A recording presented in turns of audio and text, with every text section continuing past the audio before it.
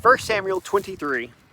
It was reported to David, "Look, the Philistines are fighting against Keilah and raiding the threshing floors." So David inquired of the Lord, "Should I launch an attack against these Philistines?"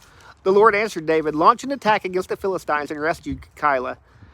But David's men said to him, "Look, we're afraid here in Judah. How much more if we go to Keilah against the Philistine forces?" Once again, David inquired of the Lord, and the Lord answered him, "Go at once to Keilah, for I will hand the Philistines over to you." Then David and his men went to Keilah, fought against the Philistines, and drove their livestock away, and inflicted heavy losses on them. So David rescued the inhabitants of Keilah, Abiathar, son of Ahimelech, to David at Keilah, and he brought an ephod with him.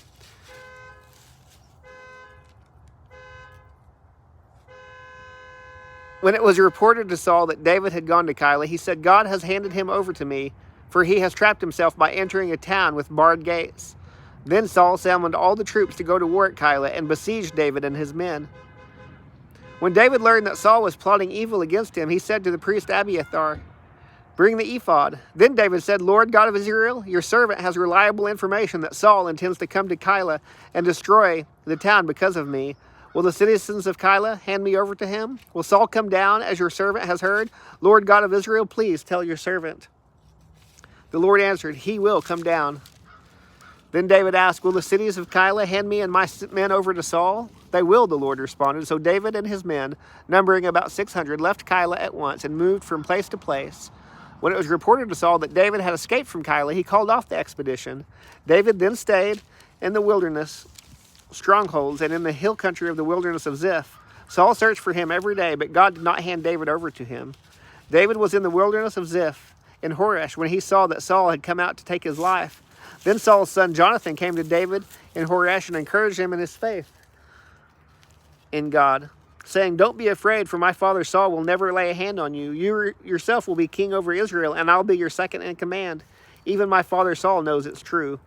Then the two of them made a covenant in the Lord's presence. Afterward, David remained in Horesh while Jonathan went home. Some Ziphites came up to Saul at Gibeah and said, "David is hiding among us in the strongholds in Horesh and the hills of Hashilah, south of Jeshimon.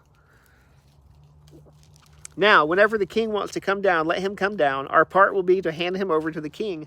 "May you be blessed by the Lord," replied Saul, "for you have shown concern for me. Go and check again. Investigate where he goes and who has seen him there.